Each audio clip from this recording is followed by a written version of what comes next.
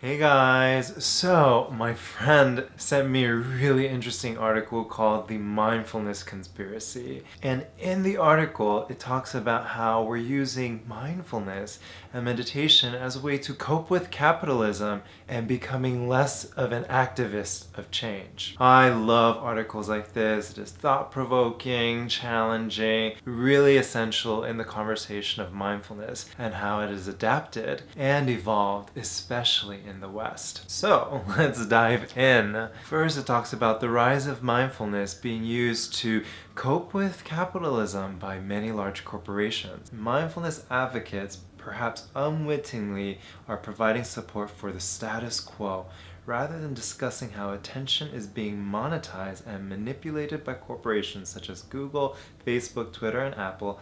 They locate the crisis in our minds.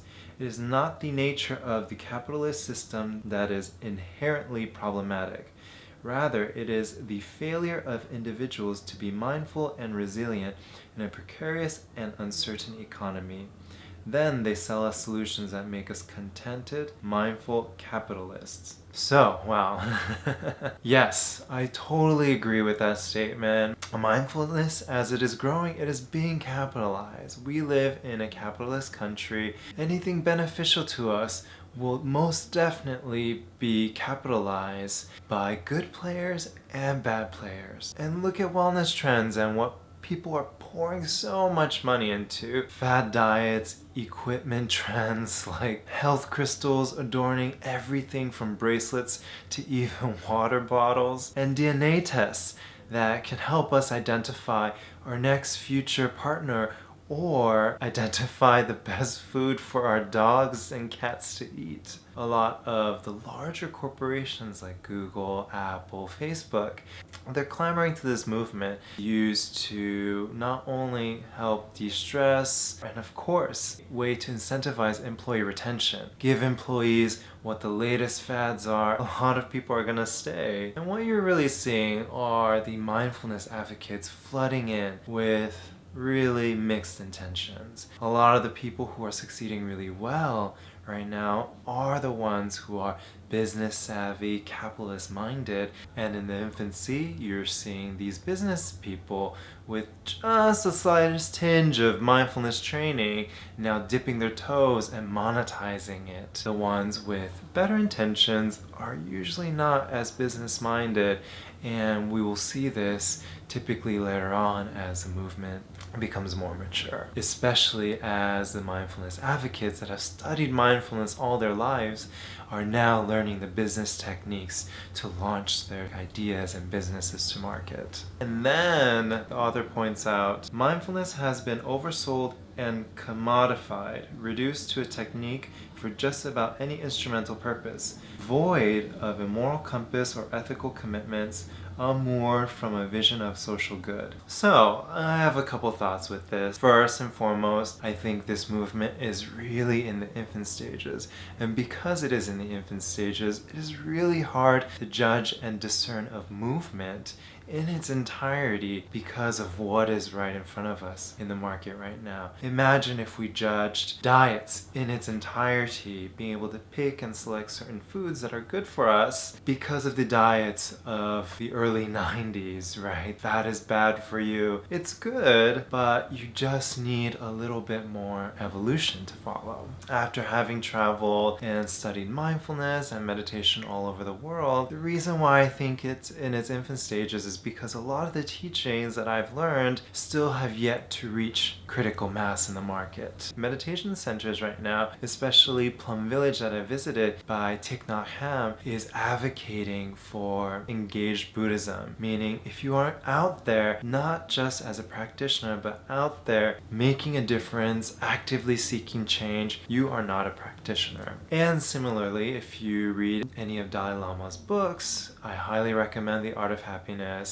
He also advocates for change as well. The way he talks about mindfulness is we need to use this as a tool first to calm down our minds, to make us more level-headed, to be able to make better decisions. And once we can think clearly, then we can use our mind for good. And the Dalai Lama states that sometimes this good has to be forceful, sometimes at the cost of protecting ourselves and the people and the planet against these bad players. And the Dalai Lama states that we can't just sit on the sideline and watch everything as bystanders. And again, this is so in its infancy. A lot of the players right now in the mindfulness movement are the meditation apps like Headspace, Calm, that teach the foundational basics. And once you have that, there's so much left to learn, so much left to practice. And we have yet to see a lot of these products, apps in the market that are actually being developed right now to bubble up. And as the market becomes saturated with so many products from both good players and bad players, people will be able to weed out very quickly what works and what doesn't work. And a great example is the fitness application movement. In the past, we used to track everything and anything because we could do it.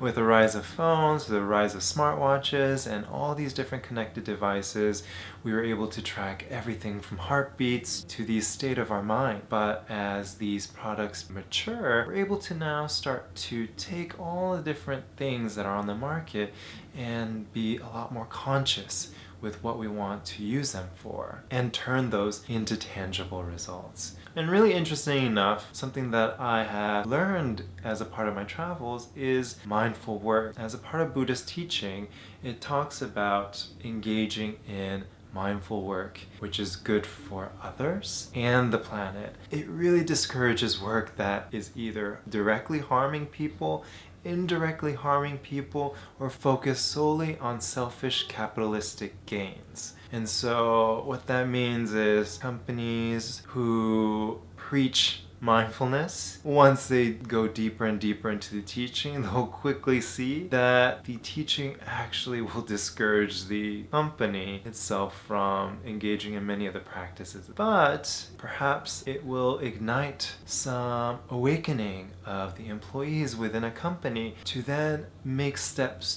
to make changes with their lives, to either depart the company or to stay with the company and make radical shifts from inside of the organization. And lastly, it is really up to the people and how they want to use this tool. Just like dieting, if someone wants to still continue a fad diet, let them continue it. Keep going, your body might just stay the same or become unhealthier. Similarly, if someone wants to keep using mindfulness just as a productivity tool to make more money, become more productive, and that's it, sure, keep going. But you'll quickly see using the technique properly and improperly and how far they're able to get. Overall, if it is reducing stress, making people calm, and allowing people to be more level-headed, I think this will lead people to be more awakened and to make better decisions and figure out what they truly want to stand for,